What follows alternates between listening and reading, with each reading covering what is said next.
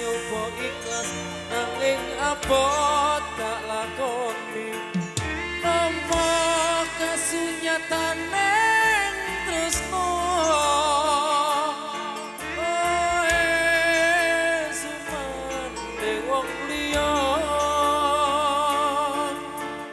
ngapuranen aku jadi sliramu nanging aku kuwes kudu duwemu wis dikasih krungu apa payu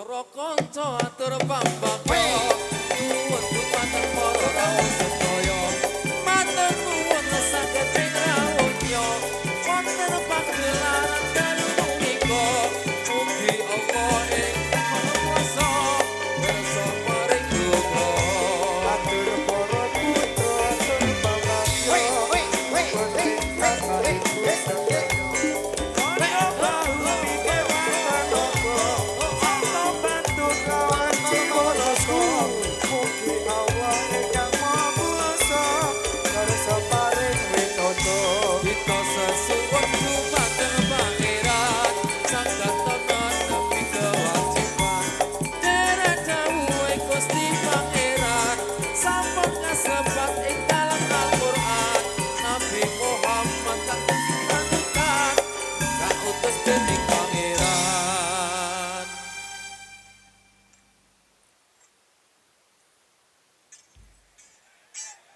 Aman, aman, aman, aman. Up. Aman nih bos bolo dhewe kabeh. Banyak ada adik kecil. Mohon dami mawon. Tangkap bawa keluar arena. Tangkap bawa keluar arena mawon. Adem ya kena bola ning lek Oh, kelo.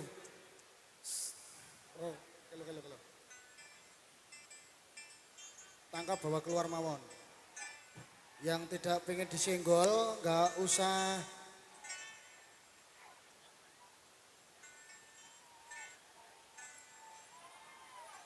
Yo, biar tidak terfokus ke teman-teman yang lagi ribut. Ada Mbak Niken dan juga ditemani siapa nih? Mau single? Ras itu Mbak Niken, ras itu. Aku ra ngemis Semuanya tangan di atas, oh, damai. Ku miris Curiga rasane apa wis ana gantine Kamangka aku isih sayang tresnaku ora bakal ilang bintang muda so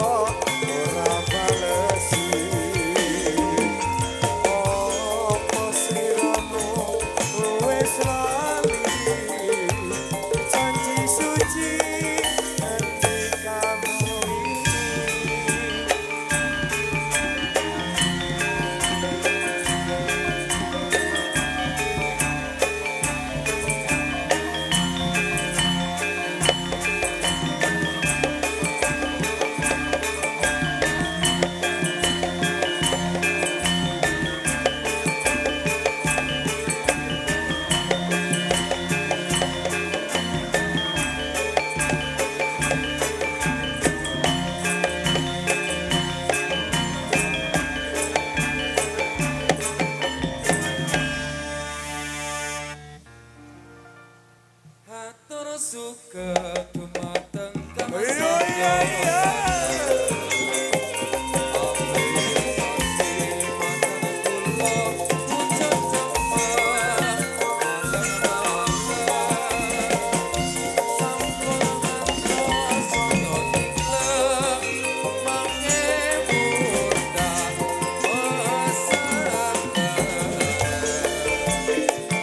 Aturku onku mata Yoga pamirsa Agak alit kakung putri sapa padha Sadaya sinapi reksa kawula kang rupane boten tata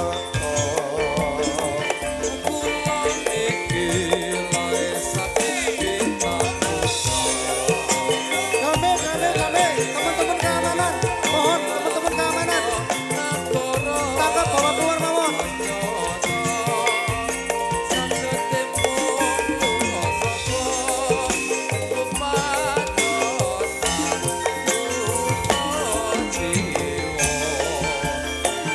sampun cekap tangan atos atur kawula samyo sekecap panggaira sedaya sinambi preksa kawula rupane boten tata. Mau terus atau lanjut? Mohon kerjasamanya nggih. Jangan ada perkelahian. Ini masih momen Idul Fitri. Mohon dihargai. Pihak panitia itu tidak sedikit untuk membiayai hiburan pada malam hari ini, oke? Karang dagangan yo gek rapayu, rego lombok yo gek mudun. Nah, kerjasamanya ya nggih. Wong yo wong Klimahang yo wong tani. Gitu. Biaya yang tidak sedikit, oke? Nah, gitu. Damai, aman, gitu.